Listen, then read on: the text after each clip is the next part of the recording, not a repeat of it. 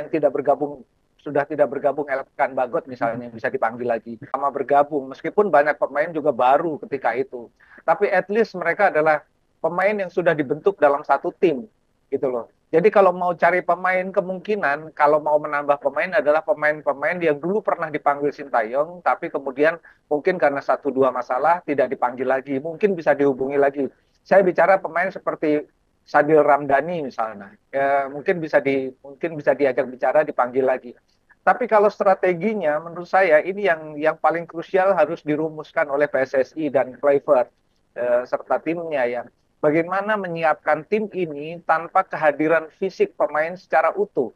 Ini yang Ini yang menurut menjadi saya PR mm, besarnya itu. PR besarnya ini ya, bagaimana menyiapkan tim tanpa kehadiran fisik dari tim tersebut. Diharapkan memang Betul. komunikasinya sudah berlangsung by telepon atau Ya. semacamnya. Tapi kalau Bung Anton melihat ini nanti kans dari pemain Liga Indonesia sendiri ini nanti dalam line up yang nantinya akan ditampilkan ataupun dihadirkan oleh Patrick Kluivert di laga Australia ini seperti apa? Karena kalau kita lihat ini kan masih akan ada naturalisasi ke depannya.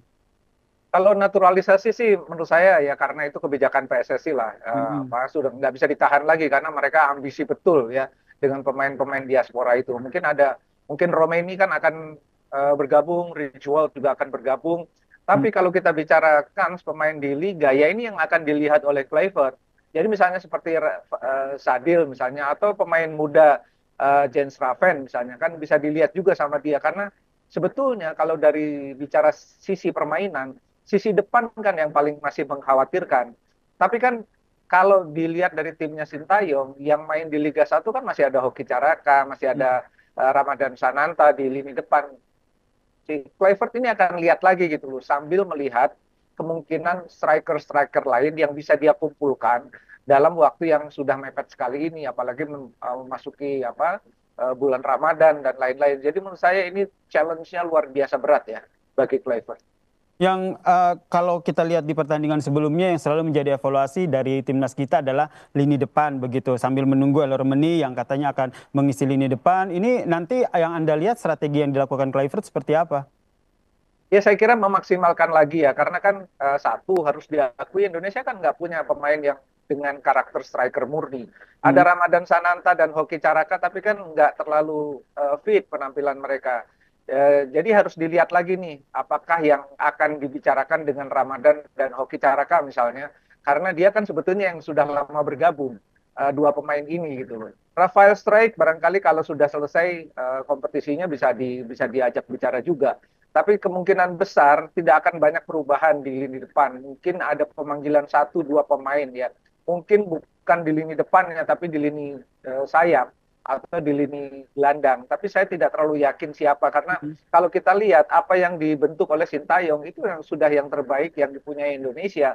Mungkin ada beberapa pemanggilan baru lah, tapi mungkin pemain yang lama yang sudah tidak bergabung Elkan Bagot misalnya bisa dipanggil lagi.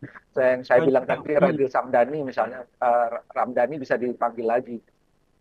Oke, jadi ini memang sudah.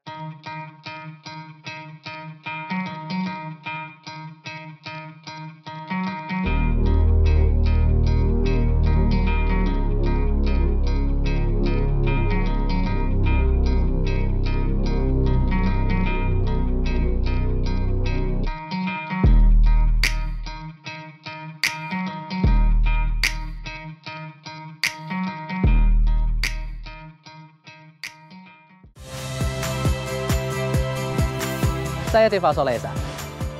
Saksikan program-program Kompas TV melalui siaran digital, pay TV, dan media streaming lainnya. Kompas TV, independen, terpercaya.